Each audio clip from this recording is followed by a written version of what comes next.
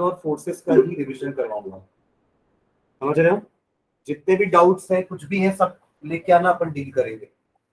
और संडे को उसी चैप्टर का टेस्ट होगा ना, टिश्यूज के साथ। संडे को tissues plus FLM, forces and laws of motion, साथ में।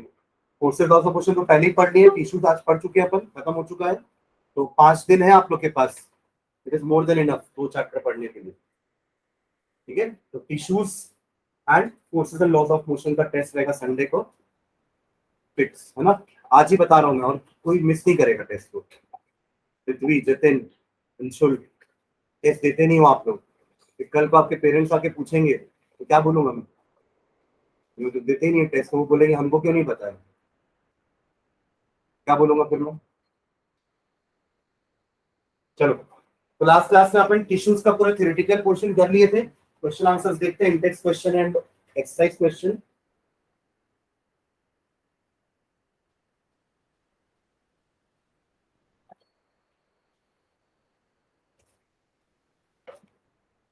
चलो, फर्स्ट क्वेश्चन कौन से पेज नंबर पे है? पेज नंबर 69 में नहीं, 69 में है first question, what is tissue, वही है क्या? ठीक है, तो टिश्यू का आंसर तो अपन पहले पेज में लिखे होंगे जहां टिश्यू स्टार्ट किए होंगे चैप्टर। देखो एक बार, आपके पास है नोट्स, देखो कैसे डिफाइन करेंगे टिश्यू को। Tissue is a group of cells, right? Specific function, ये लिखना है ना। डिवीजन ऑफ लेबर इसी को बोलेंगे ना, कि सारे मिल के एक पर्टिकुलर टास्क को परफॉर्म कर रहे हैं, ये आपके टिश्यूज होते हैं, ठीक है? काम बांट देना, डिवीजन ऑफ लेबर, ये लिखे भी है कॉपी में। ऐसे पूछ रहा है, ऐसे पहली बार सुन रहा है? हाँ, लिखो इसका आंसर, पेज नंबर डाल लेना, क्वेश्चन नंबर डाल लेना, लिखो इसका answer. A group of cells coordinating to perform a specific function. A group of cells coordinating to perform a specific function. A group of cells coordinating to perform a specific function is called tissue. Clear है? A group of cells coordinating to perform a specific function is called tissue. ठीक है? चलो second question देखो।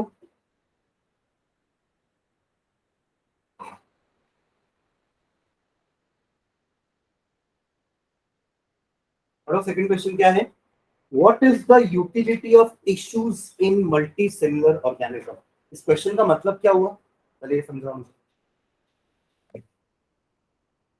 What is the utility of tissues in a multicellular organism? What does this question mean? इस question को पढ़ के क्या समझ में आ रहा है, क्या पूछना चाह रहा है?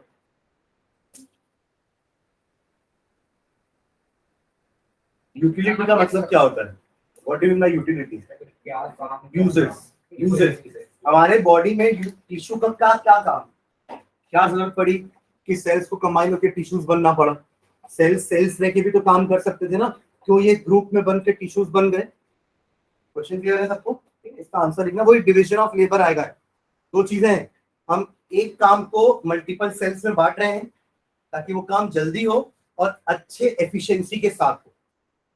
समझ रहे मैं क्या बोल रहा हूँ? देखो, in multicellular animals, in multicellular animals, in multicellular animals and plants, in multicellular animals and plants, different types of tissues in multicellular animals and plants, different types of tissues, different types of tissues are specialized in their structure, are specialized in their structure, are specialized in their structure, are specialized in their structure। तो क्या मतलब हुआ कि अपने काम के हिसाब से उनका स्ट्रक्चर स्पेशलाइज्ड है, राइट? जैसे ब्लड सेल्स में सेल्स का स्ट्रक्चर अलग होगा, नर्वस सेल में, नर्वस टिश्यू में नर्व सेल का स्ट्रक्चर अलग था, इलोंगेटेड थे, लंबे लंबे थे, क्योंकि उनको मैसेजेस ट्रांसमिट करने थे एक पार्ट ऑफ बॉडी से दूसरे पार्ट ऑफ बॉडी तक, राइट। तो वो अपने फंक्शन के हिसाब से स्ट्रक्चर्स में स्पेशलाइज थे, ठीक है, okay, specialized in their structure to perform different and specific function, to perform different and specific function, to perform different and specific function, to perform different and specific functions. Understood? So cellular differentiation. So cellular differentiation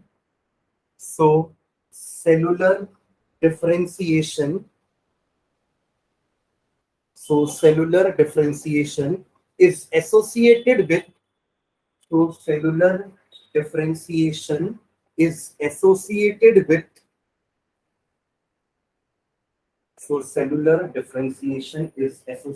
with division of labor and increased efficiency. Division of labor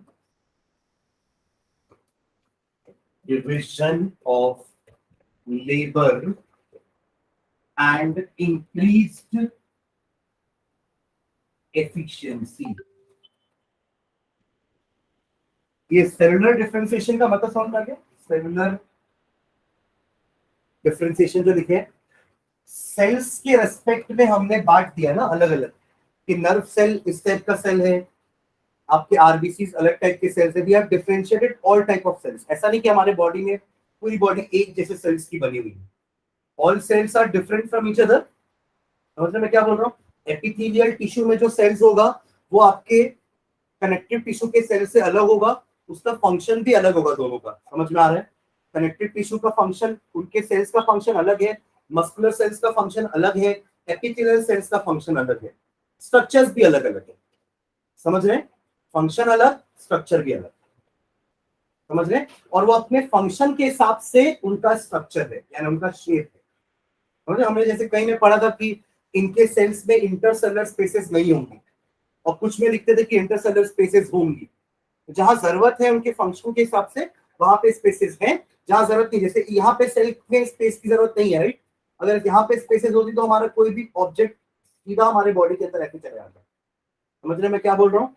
तो epithelial tissues के sales में, sales के बीच में intercellular spaces नहीं होनी चाहिए, बीच बीच में gap नहीं होना चाहिए। समझ रहे हैं ना? और ये पूरा करके जो सेल्स के रेस्पेक्ट में हमने डिवाइड किया पूरी बॉडी को, इससे दो चीजें हो रही हैं। एक तो काम बट रहा है सब में, ऐसा नहीं हो रहा है कि एक ही टाइप का सेल हर टाइप का फंक्शन परफॉर्म कर रहा है, वो यूनिसेलुलर में होता है। होता है वो यूनिसेलुलर ऑर्गेनिज्म होता है। अमीबा एक है, वो एक ही सेल का ऑर्गेनिज्म है, और उसी का एक सेल सारे फंक्शन परफॉर्म करता है। उसकी बॉडी स्ट्रक्चर भी छोटी है, उसको जरूरत नहीं है इतने सारे सेल्स की, राइट। उसका एक सेल ही उसकी पूरी बॉडी है, राइट। उसको जरूरत भी नहीं है और सारे सेल्स की। बट हमारी बॉडी तो कॉम्प्लेक्स है ना, we need multiple cells, that is why we are multicellular organisms. And हमारे बॉडी के अंदर टिश्यू फॉर्मेशन होने से एक तो काम बढ़ जाता है, दूसरा सारे काम एफिशिएंसी से होंगे। समझ में आ रही बात? चलो अगला क्वेश्चन पढ़ो। Name types of simple tissues. Simple tissue अपन कहाँ पढ़े थे? प्लांट टिश्यू में पढ़े थे ना। प्लांट में एक सिंपल और एक पढ़े थे और एक कॉम्प्लेक्स पढ़े थे। सिंपल तीन टाइप के थे, पैरेन्काइमा, कोलेन्काइमा, स्क्लेरेन्काइमा। लिख लो बस, नाम पूछा है तो बस नाम लिख के छोड़ देंगे। अगर फंक्शन पूछा होता तो हमें फंक्शन, उसका स्ट्रक्चर सब पता है हमें, राइट। तो एक क्वेश्चन ऐसा भी आ सकता है, differentiate among parenchyma, collenchyma, sclerenchyma. At least 4 से 5 पॉइंट हम लिख सकते हैं उसमें। हमने उसका एक्सप्लेनेशन भी टेबल फॉर्म में ही लिखा है, देखो वहां पीछे नोट्स में। हमने जब पैरेन्काइमा, कोलेन्काइमा, स्क्लेरेन्काइमा पढ़ा था, we have studied that in tabular form, जहां पे हमने सबसे पहले बात की थी उनके स्ट्रक्चर की, कि उनके सेल्स कैसे होते हैं। एक का ओवल है, एक का इलोंगेटेड है, एक का फाइब्रस टाइप का है ना। फिर हमने उसके बारे में बात की थी सेल वॉल के बारे में, कि एक की सेल वॉल सेलुलोज की बनी हुई है, दूसरे की लिग्निन की बनी हुई है, एक की पेक्टिन की बनी हुई है। फिर हमने बात की थी उनके लाइव और डेड की, कुछ पेरेन्काइमा के सेल्स लिविंग थे, है ना, पेरेन्काइमा के डेड थे, ये भी एक पॉइंट लिखे अपन, 3 पॉइंट, ठीक है।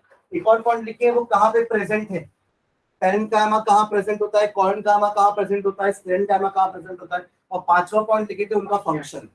तो इन 5 पॉइंट के बेसिस में डिफरेंशिएशन भी आ सकता है 5 नंबर का। तो differentiation among parenchyma, collenchyma, sclerenchyma, समझ रहे हैं आप लोग? नोट्स खोल के भी देखते हो, है पढ़ते हो, टेस्ट में आने से पहले नोट्स को उठा के एक बार उतना भी पढ़ के टेस्ट देने आ जाएंगे तो अच्छे नंबर आ जाएंगे, ऐसे नंबर नहीं आएंगे जो आज आप लोग के आए। चलो अगला ये लिखिए सब, name types of simple tissues में पेरेन्काइमा, कोलेनकाइमा, स्क्लेरेन्काइमा। क्लियर है? हाँ, ओके। नेक्स्ट अगला question, where is apical meristem found? पर कहाँ पे पर एपिसेस में, टिप्स में। ऐसे आप अगर सिर्फ रूट्स लिख दोगे, स्टेम लिख दोगे, तो वहां पे तो आपका दूसरे मेरिस्टम भी होंगे ना कहीं ना कहीं। मैंने बताना है कि स्पेशली टिप्स में, ठीक है। तो देख लो, एट द एपिसेस ऑफ, अभी इसका नाम एपिकल पड़ा है, ठीक है। एपिसेस का मतलब टिप्स होता है। At the apices of root, है ना, रूट्स में होगा stem,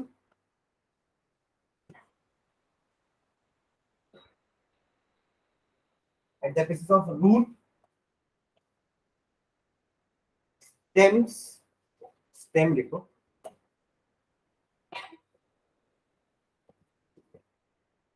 and stem branches, and stem branches, ठीक है। एक लंबी स्टेम हो गई और स्टेम की ब्रांचेस भी थी, तो उनके ब्रांचेस के टिप पे भी होगा, ताकि ब्रांचेस के को हम ऐसे लंबा कर पाए, एपिकल मेरिस्टम, ठीक है। इसका डायग्राम याद है ना, मेरिस्टेमेटिक टिश्यू का टाइप का एक डायग्राम था आपकी बुक में, वहां लिखा है यहाँ एपिकल है, यहाँ लेटरल है, और यहाँ पे इंटरकैलरी है, ठीक है। चलो अगला, which tissue makes up the husk of coconut? Sclerenchyma fibers, ठीक है, लिख लो फटाफट। It is formed of sclerenchyma, sclerenchyma, कायमा तो सबने कहा ना, पेरेन कॉलन स्क्लेरेन, पेरेन कॉलन स्क्लेरेन, ठीक है। अगले पेज में आ गए ना अपन, दूसरी पेज में लिखो ना, पेज नंबर लिख लेना ना, क्वेश्चन तो नहीं लिख रहे हैं, एटलीस्ट ऊपर पेज नंबर लिखना, वरना घूमते रह जाएंगे कि इस चीज का आंसर स्क्लेरेनकाइमा लिखे हैं, समझ रहे हो? पेज नंबर लिखना, कौन से पेज में आगे अपन?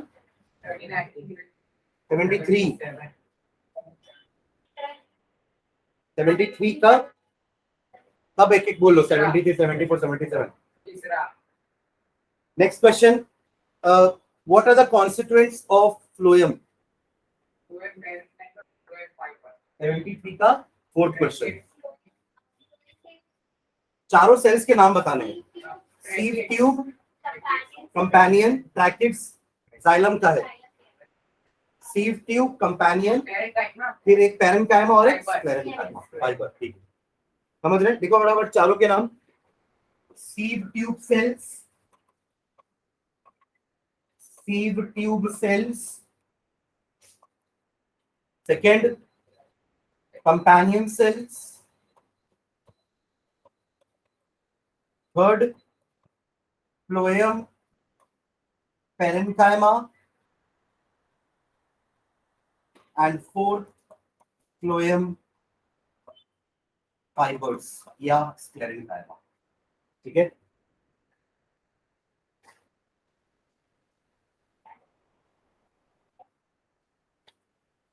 जल्दी नेक्स्ट क्वेश्चन पढ़ो, नेक्स्ट पेज में ना, page number 77, page number 77, question number 1, name the tissue responsible for movements in our body. क्या होगा इसका आंसर? 4 टिश्यू ना हमारे बॉडी में, एपिथेलियल कवरिंग के लिए काम आ रहा है, प्रोटेक्टिव टिश्यू है, कनेक्टिव टिश्यू हमारे बॉडी को कनेक्ट कर रहा है, राइट, स्केलेटन है हमारे बॉडी का कनेक्टिव टिश्यू, ब्लड ये सब कनेक्टिव टिश्यू है, nervous tissue brain and spinal cord से कनेक्टेड है, नर्व सेल्स, रिफ्लेक्सेस, और मस्कुलर टिश्यू का काम क्या था? यही हमारी बॉडी की मूवमेंट को पॉसिबल करवा रहा है, ठीक है। हमारे जितने भी अंदर वाइटल ऑर्गन्स हैं, सॉफ्ट ऑर्गन्स हैं जो मूव कर रहे हैं, that is because of muscles. मैं ये हाथ मूव कर पा रहा हूँ just because of muscles, bones के कारण नहीं। मसल्स के कॉन्ट्रैक्शन रिलैक्सेशन के कारण बोन्स मूव हो रहे हैं, राइट। आंसर क्या हो जाएगा इसका? मस्कुलर टिश्यू है, muscular tissue, muscular tissue. Page number 77, question number 1 था ये। क्वेश्चन नंबर 2 पढ़ो। What does a neuron look like?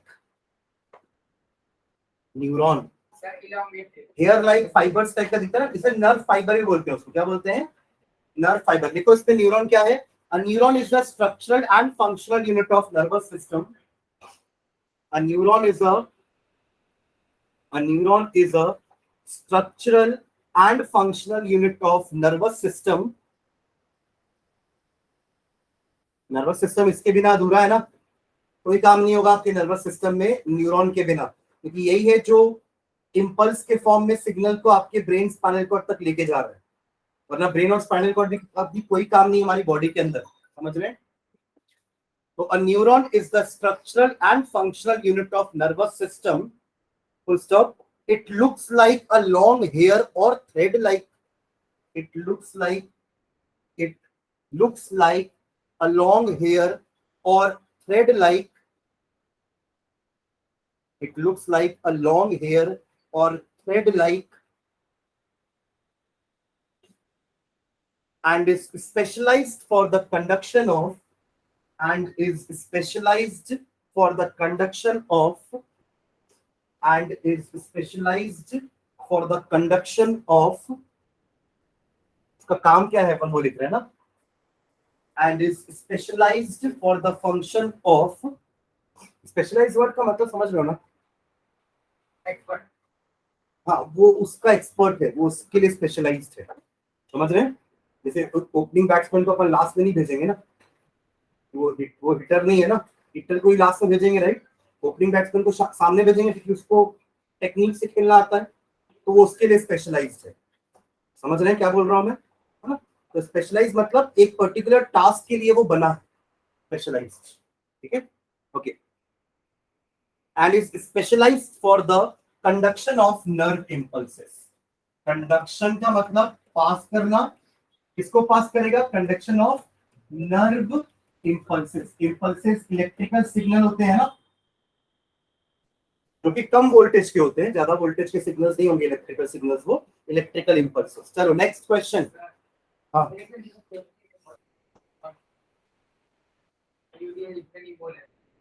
Next question पढ़ो।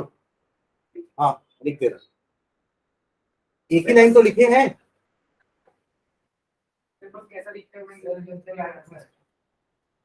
हाँ ठीक है, एक लाइन सेंटेंस में कंप्लीट तो कर सकते हैं ना। इट लुक्स लाइक, भले फर्स्ट सेंटेंस छोड़ देना कि neuron is a structure and function of nervous system, वो नहीं भी लिखेंगे तो चलेगा, बट उसके बाद का जो लिखे है वो रहना चाहिए, क्योंकि उसका स्ट्रक्चर है ऐसा, क्योंकि उसको कंडक्शन करना है, समझ रहे हैं? इसलिए ये लाइन तो रहेगी। चलो नेक्स्ट क्वेश्चन, उसी पेज का question number 3। Give 3 features of cardiac muscles. Cardiac muscles पूछ रहा है, और 3 टाइप के मस्कुलर टिश्यू पढ़े ना, स्ट्रेटेड, अनस्ट्रेटेड एंड कार्डियक। तो कार्डियक के बारे में 3 क्या लिख सकते हैं अपन पॉइंट्स, लिखे अपन सबके बारे में। एक तो ये आपका इनवॉलंटरी मसल्स है, थकेगा नहीं, नॉन टायर्ड, है ना। और स्ट्रक्चर के बारे में लिख सकते हैं एक पॉइंट। चलो लिखो, फर्स्ट पॉइंट लिखना, फर्स्ट पॉइंट लिखो स्ट्रक्चर के बारे में। स्ट्रक्चर्स,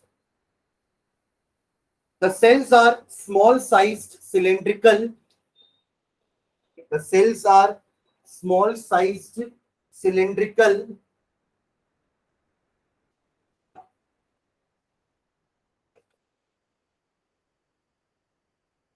cylindrical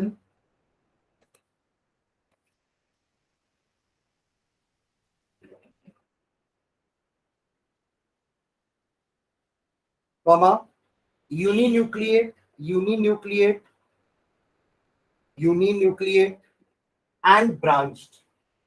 यूनिन्यूक्लिएट एक ही न्यूक्लियस था, मल्टी न्यूक्लिएट अपन उसमें देखे, बाई न्यूक्लिएट अपन उसमें देखे थे ना। मल्टी न्यूक्लिएटेड पहला वाला जो मसल पढ़े थे, striated, uninucleated and branched. Branch. देखो स्ट्रेटेड आपके सिंपल सिलेंड्रिकल थे बस, बट कार्डियक में इनकी ब्रांचेस भी थी, लाइक दिस, ऐसा कुछ बनाए थे, याद है? और ब्रांचेस कैसी थी? ऑब्लिक, मतलब कुछ एंगल से ब्रांच थी, एंगल से जा रही है ना ब्रांच, एक एंगल बना रही है, ठीक है। सेकेंड पॉइंट लिखेंगे,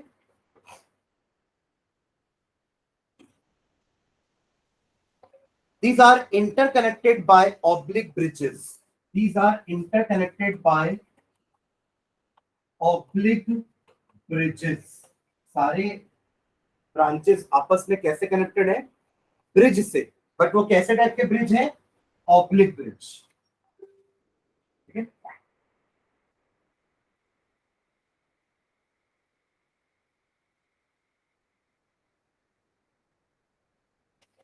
और इसमें भी जिगजैग लाइन थी ना, वो alternate dark and light bands. हमने ऐसा लिखा था कि कार्डियक मसल स्ट्रक्चर में स्टेटेड जैसा है, बट फंक्शन में अनस्टेटेड जैसा है, क्योंकि इनवॉलंटरी है, ठीक है। तो एक पॉइंट वो भी लिख लो, they have alternate light and dark bands, they have alternate light and dark bands and are involuntary muscles, and are involuntary muscles,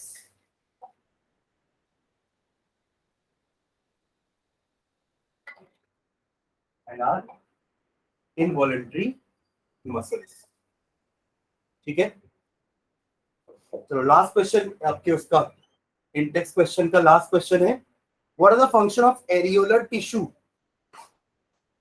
areolar कहां पढ़े थे? कनेक्टिव टिश्यू प्रॉपर वे, है ना।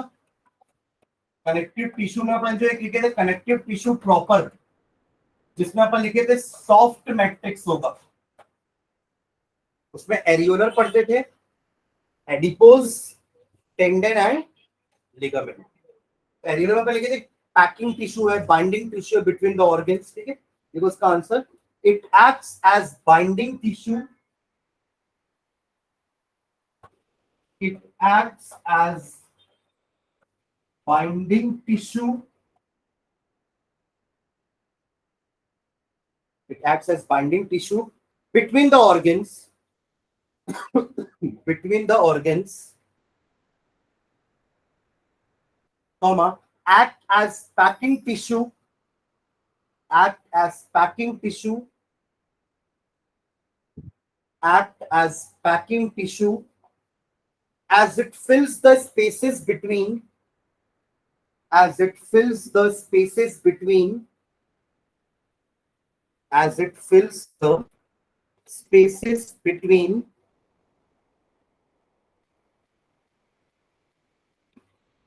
as it fills the spaces between the organs, as it fills the spaces between the organs,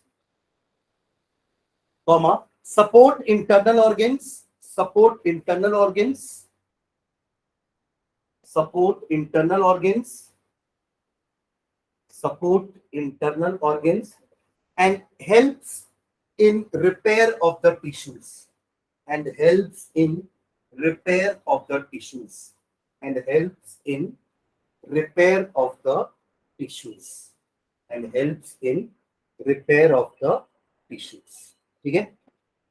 चलो exercise में आ जाओ, exercise 15 question है, जल्दी जल्दी करते हैं फटाफट। फर्स्ट क्वेश्चन तो रिपीट है, हाँ पढ़ रहे हैं। फर्स्ट क्वेश्चन क्या है? डिफाइन द टर्म टिश्यू, ये हो गया अभी अपन फर्स्ट क्वेश्चन, उसका भी यही लिखे थे ना। अगला क्वेश्चन पढ़ो, how many types of elements together make xylem tissue? अभी पीछे अपन फ्लोएम का लिखे थे चारों, या जाइलम का लिख डालो जल्दी से। अब बोल वही, वेसल्स, ब्रैकेट्स, फिर xylem parenchyma and xylem fibres, ठीक है। जल्दी लिख लो। क्वेश्चन नंबर 2, एक्सरसाइज का क्वेश्चन नंबर 2 कंप्लीट करो जल्दी से, उसको फॉलो कर रहे हैं?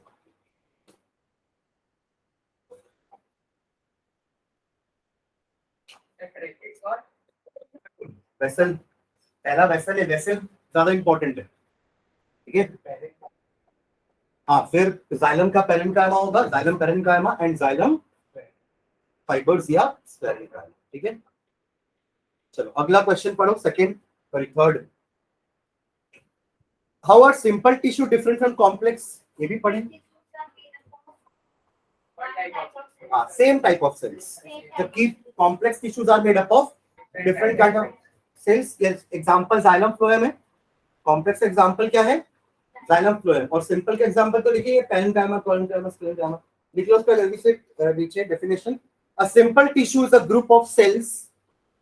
A simple tissue is a group of cells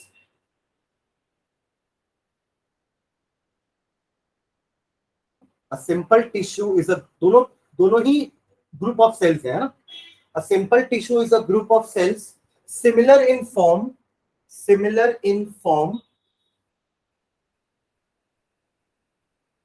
from a structure and origin. Similar in form from a structure and origin. While a complex tissue is formed of, पूरा same लिखना है, बस सिमिलर की जगह different आ जाएगा. Complex tissue is formed of a group of cell. Complete करेंगे. हाँ, वहां पे सेल्स के बाद सिमिलर लिखे थे, यहाँ पे डिफरेंट लिखना है बस. Different in form, structure and origin. ठीक है. हाँ, नेक्स्ट क्वेश्चन नंबर 4 पढ़ो जल्दी से. ये भी हम अभी डिस्कस किए. क्वेश्चन नंबर 4 पढ़ो क्वेश्चन पढ़ो जल्दी से. Question number 4. Differentiate between parenchyma, parenchyma, sclerenchyma on the basis of their cell wall. अभी तो अपन 5 डिफरेंस बात किए, इसमें ये भी पॉइंट था ना, सेल वॉल वाला. लिख लो जल्दी से पॉइंट फटाफट. इन parenchyma cell wall is made up of cellulose. In parenchyma, cell wall is made up of cellulose.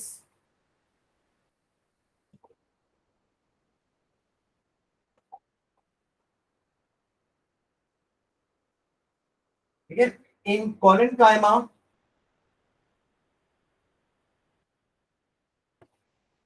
cell wall is made up of pectin.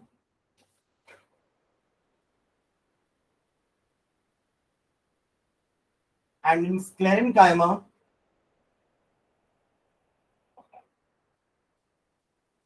lignin. Cell wall is made up of lignin. Cellulose, pectin, lignin. Lignin. Lignin. इसलिए lignified बोलते हैं इसको, pectinized बोलते हैं. Pectinized cell wall, lignified cell wall. ठीक है.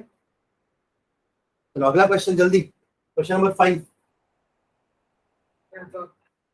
What is the function of stomata? Stomata का काम क्या है? ऑक्सीजन कार्बन डाइऑक्साइड का एक्सचेंज करेगा ना एटमॉस्फेयर के साथ, जस्ट लाइक हमारा जो नोस्ट्रिल है. हाँ, लिखो उसका आंसर. और एक और भी ना, गैस का एक्सचेंज के अलावा ट्रांसपिरेशन भी, वाटर का लॉस, वो भी स्टोमेटा से ही होगा. ठीक है.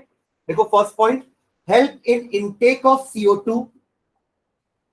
Help in intake of CO2. ये कब होगा? जब फोटोसिंथेसिस होगा.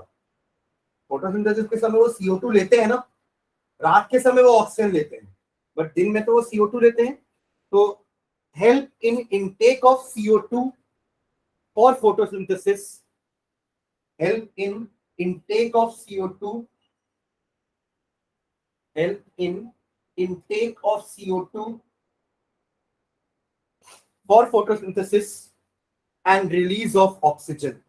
And release of oxygen. And release of oxygen. And release of oxygen.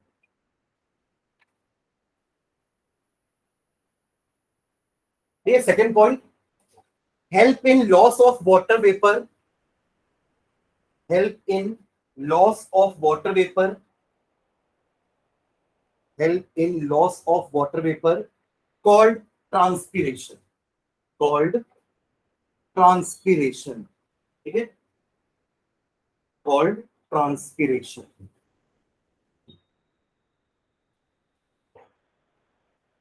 Correct? चलो नेक्स्ट क्वेश्चन देखो. मैंने बोला था ना इसका डायग्राम इंपॉर्टेंट है। क्वेश्चन नंबर 6 पढ़ो जल्दी से। डायग्राम हमने 2 ही के बनाए हैं पूरे चैप्टर में, 3। एक एपिक वो मेरिस्टेमेटिक वाला, फिर हमने हमारे अंदर आके हमने मस्कुलर का बनाया था, तीनों स्ट्रेटेड, अनस्ट्रेटेड एंड कार्डियक और नर्वस न्यूरॉन्स। ये 3 ही डायग्राम इस चैप्टर में इंपॉर्टेंट है, उसके अलावा और कोई डायग्राम इंपॉर्टेंट नहीं है। समझ रहे हैं क्या बोल रहा हूं मैं? ठीक है, तो आपको ये क्वेश्चन में यही बोला, क्वेश्चन नंबर 6 में diagrammatically show the difference between 3 types of muscle fibres. इनको डायग्राम बना लेंगे। एक का सिर्फ सिंगल सिलेंडर बनाना है, दूसरे का स्पिंडल शेप बनाना है, वो पत्ती जैसा थोड़ा, और तीसरे का सिलेंड्रिकल बनाना है बट ब्रांच। पहले और तीसरे में वो alternate dark and light band बनाना, बीच वाले में स्मूथ रखना, इसलिए इसका नाम भी स्मूथ है ना। और न्यूक्लियस, हाँ हाँ वो ब्रांच दिख रहा है इसलिए वो छेदा दिख रहा है, छेदा क्या होता है। ठीक है, फिर इसमें आपको मल्टीपल न्यूक्लियस दिखाना है, पहले वाले में और दूसरे तीसरे में एक एक, हर सेल में एक एक न्यूक्लियस। क्लियर है? ये बनाया कॉपी में। ठीक है, नेक्स्ट क्वेश्चन देखो, question number 7। What is the specific function of cardiac muscle? Her muscle का फंक्शन तो कॉन्ट्रैक्शन और रिलैक्सेशन ही होता है। हर मसल सेल्स का फंक्शन कॉन्ट्रैक्शन एंड रिलैक्सेशन ही है, बट इसका कॉन्ट्रैक्शन रिलैक्सेशन में क्या फर्क है बाकियों से? इसका रिदमिक होता है। क्या होता है? Rhythmic continuous. समझ रहे हैं? लिखो इसका answer. These undergo rhythmic contraction, rhythm RYTHYM, TRY, ठीक है ना? स्पेलिंग RHY होगा सब, रिदम बोल रहे हैं अभी, RHY, RHYTHMIC. So these undergo rhythmic contraction throughout the life. These undergo rhythmic contraction throughout the life so as to pump and distribute blood, so as to pump and distribute blood, so as to pump and distribute blood to various parts of the body, to various parts of the body. तो आपके activity के हिसाब से change होती है, but रुकती नहीं है ना। जैसे आपके स्टमक के मसल्स अभी मूव नहीं कर रहे हैं क्योंकि उनको अभी खाना पास नहीं करना है, बट हार्ट के मसल्स अभी भी चल रहे हैं। ठीक है, और रिदमिक कहने का मतलब है वो जो अपन बोलते हैं लब डब, जो आवाज है ना वो हमेशा वैसी ही रहे रिदम के साथ। ठीक है, हाँ, distribute blood to various parts of the body. चलो नेक्स्ट क्वेश्चन पढ़ो, question number 8। Differentiate between straighted, unstraighted and cardiac muscle on the basis of their structure and site location in the body। ये हो जाएगा। ये अपन तीनों का अलग अलग पॉइंट्स लिखे ना, उन पॉइंट्स को बस कॉलम्स में लिखना है। पोजीशन हो जाएगा। देखो क्या क्या पूछा है आपसे, एक तो स्ट्रक्चर पूछा, तो स्ट्रक्चर में अपन क्या क्या लिखेंगे? एक सिलेंड्रिकल है, एक स्पिंडल है, एक सिलेंड्रिकल प्लस ब्रांच है, एक में अल्टरनेट लाइट डार्क बैंड्स है, दूसरे में नहीं है, तीसरे में है। फिर न्यूक्लियस के बारे में लिख देना, एक में मल्टीपल न्यूक्लियस है, एक में, बाकी दोनों में एक एक न्यूक्लियस है। ये उनका क्या हो जाएगा? स्ट्रक्चर। फिर साइट पूछ रहा है तो वॉलंटरी मसल्स, मतलब पहले वाले जो स्टेटेड है ये वॉलंटरी ऑर्गन्स में होंगे, लिम्स, आर्म्स, हमारे आर्म्स एंड लेग्स, इसमें हो गया मसल्स। सेकंड वाला मसल आपके इंटरनल ऑर्गन्स में है, स्टमक हो गया, इंटेस्टाइन हो गया, इसोफेगस हो गया, जितने भी हमारे सॉफ्ट ऑर्गन्स हैं अंदर इंटरनल, वहां पे आपके सेकेंड टाइप के टिश्यूज है, जैसे कि अनस्ट्रेटेड टिश्यूज। और थर्ड आपका स्पेशली हार्ट में, एक्सक्लूसिव हार्ट के लिए वो कार्डियक। ठीक है, और लोकेशन, ठीक है, साइट लोकेशन क्लियर है? ये हो जाएगा, लिखवाना है साइट या लोकेशन, वही तो कहां पे प्रेजेंट है। अभी बताया भी तो, स्ट्रेटेड वाले लेग्स एंड आर्म्स में होंगे, अनस्ट्रेटेड वाले इंटरनल ऑर्गन्स में होंगे जो सॉफ्ट ऑर्गन्स हैं, और कार्डियक वाला हार्ट में। नेक्स्ट क्वेश्चन देखो, draw the label diagram of a neuron. ये क्या क्वेश्चन बनाया? ये तो बनाया कॉपी में। क्या क्या पार्ट्स दिखाने हैं हमको उसमें? साइटोन, एक्सॉन, फिर सेल बॉडी के अंदर का न्यूक्लियस, वही साइटोन को ही सेल बॉडी बोलते हैं, उसके अंदर का न्यूक्लियस दिखा देना, है ना, नर्व एंडिंग, डेंड्राइट्स, डेंड्रॉन्स। ठीक है, चलो 10th question, name the following. ये अच्छा क्वेश्चन है, जल्दी जल्दी इसको आंसर करना। कौन कौन से टिश्यूज कहाँ कहाँ प्रेजेंट है? पहला, tissue that form inner lining of our mouth, epithelial. But epithelial में अपने बहुत सारे टाइप पढ़े हैं ना, इसका आंसर लिख लो, stratified squamous epithelium. Squamous epithelium पढ़े ना, squamous, cuboidal, squamous, squamous epithelium, stratified squamous epithelium. Copy में लिखना भाई, स्ट्रैटिफाइड स्क्वैमस एपिथेलियम। ठीक है, सेकंड क्वेश्चन पढ़ो, tissue that connects muscle to bone. तो नाम बताओ ना उसका। टेंडन, वाह, पता है तो फिर क्यों नहीं पता? कनेक्टिव टिश्यू तो ब्लड भी, ब्लड लिख देंगे उसका आंसर, नहीं ना? हमको सब सब स्पेसिफिक टिश्यूज के नाम पता है, उनके फंक्शंस पता है, तो नेम दैट स्पेसिफिक टिश्यू ना। पहले वाले में सिर्फ एपिथेलियल लिख के नहीं छोड़ेंगे, हमने जितने भी टाइप पढ़े सब में हमने लोकेशन पढ़ी है। कुछ किडनी में थे, याद है बोमेंस कैप्सूल, मैंने आपको हर चीज समझाई है। एल्गोलाई में क्या काम था उनका, बोमेंस capsule, neuron, nephrons.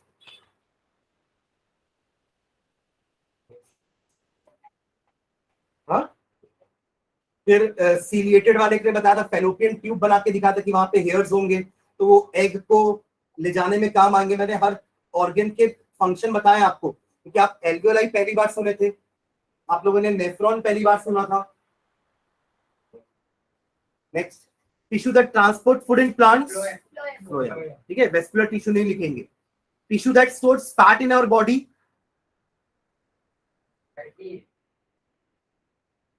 Tissue that stores fat in our body,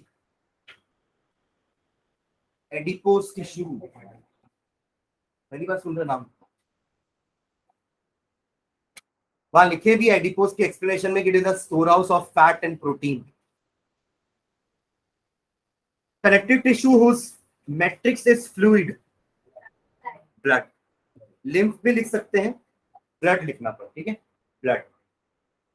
tissue present in brain, nervous tissue. Tissue पूछ रहा है ना, न्यूरॉन तो सेल है, नर्वस टिश्यू। ठीक है, चलो next, identify the type of tissue in the following. Skin, again वही स्क्वैमस एपिथेलियल टिश्यू लिख लो। स्किन में स्क्वैमस एपिथेलियल टिश्यू, जल्दी, squamous epithelial tissue. Bark of a tree, cork, अलग से लिखे हैं अपन, कॉर्क और एपिडर्मिस, ये लिखे हैं ना दोनों अलग से, cork. Next, lining of kidney tubules, lining of kidney tubules, bone होगा वहां पे। इसके पहले बोन है, इसके पहले बोन है, अच्छा कुछ एक ऐसा क्वेश्चन है।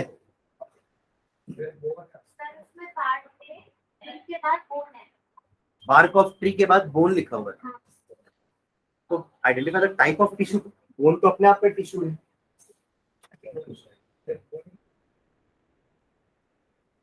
नहीं वो गलत लिखा हुआ, बोन तो अपने आप में टिश्यू है ना। हाँ, next, lining of kidney tubules, cuboidal epithelium, epithelium ही है लाइनिंग में, but cuboidal epithelium.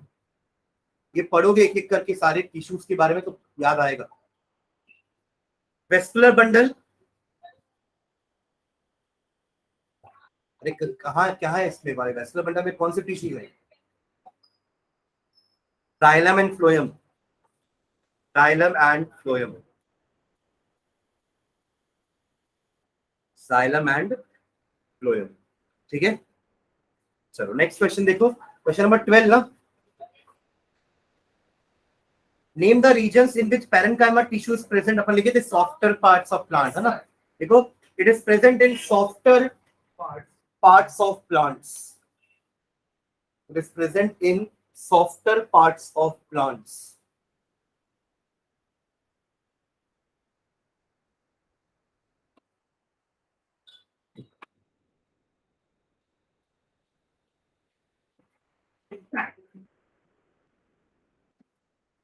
Example: endodermis, endodermis, endodermis. फिर कॉर्टेक्स करके लिखना, कॉर्टेक्स, CORTEX। ये एपिडर्मिस और वेस्कुलर बंडल के बीच में होता है, सॉफ्ट पार्ट, ठीक है। Cortex, CORTEX, cortex. फिर stems, stem of the plants, stem of the plants, कुछ प्लांट्स के stem, stem of the plants, ठीक है। ये एंडोडर्मिस लिखे, एंडोडर्मिस तो हर जगह होगी ना। एंडोडर्मिस जैसे हमारा एपिथेलियम है, वैसे ही प्लांट का एंडोडर्मिस एपिडर्मिस है, ठीक है। एपिडर्मिस बाहर का पार्ट है जो प्रोटेक्टिव का काम है, तो वो आपका सॉफ्ट नहीं होगा, बट उसके अंदर की जो लेयर है एंडोडर्मिस, वो सॉफ्ट होगी, ठीक है। चलो अगला, what is the role of epidermis in plants? Epidermis और कॉर्क, देखो ये 13 14 अपन लिखे हैं अलग से, एक पूरा पैराग्राफ है दोनों के बारे में। देखो एक बार पीछे चेक करो, कहाँ देखो, वहां उसमें लिखे थे ना अपन सिंपल टिश्यूज में, देखो जल्दी से। सिंपल टिश्यू का पैरेन्काइमा, कोएनकाइमा, स्क्लेरेन्काइमा लिखे थे, उसके बाद एपिडर्मिस और कॉर्क लिखे थे, दिख रहा है। उसके ऊपर एरेन्काइमा भी लिखे थे, क्लोरेन्काइमा भी लिखे थे। वही पैरेन्काइमा का थोड़ा सा मॉडिफाइड वर्जन, एक वो तैरने का काम आता है और एक खाना बनाने का काम आता है, क्लोरोप्लास्ट होगा तो उसके अंदर ये हो जाएगा। कॉर्क एंड एपिडर्मिस नहीं लिखो, है ना। एंड लास्ट, वो डब्बे को कंप्लीट कर लो, जितने बॉक्सेस आपको खाली दिख रहे हैं ना, उन सब में फटाफट भर दो क्या क्या भरना है, क्या क्या खाली दिख रहा है। परमानेंट टिश्यू 2 पार्ट में डिवाइडेड है, क्या आएगा? Simple tissue and complex tissue. उसके बाद सिंपल 3 पार्ट में डिवाइड होता है, parenchyma, collenchyma and sclerenchyma. And compound 2 part में है, जाइलम एंड, तो फिर डन। संडे को tissues and forces, laws of motion का टेस्ट नहीं, तो ये रिवीजन क्यों करवाऊंगा मैं फ्राइडे और वेडनेसडे को? वो आपको पढ़ रहे हो कि नहीं मुझे देखने के लिए, वो संडे को टेस्ट देना पड़ेगा ना। कंप्लीट टिश्यू मतलब कंप्लीट टिश्यू,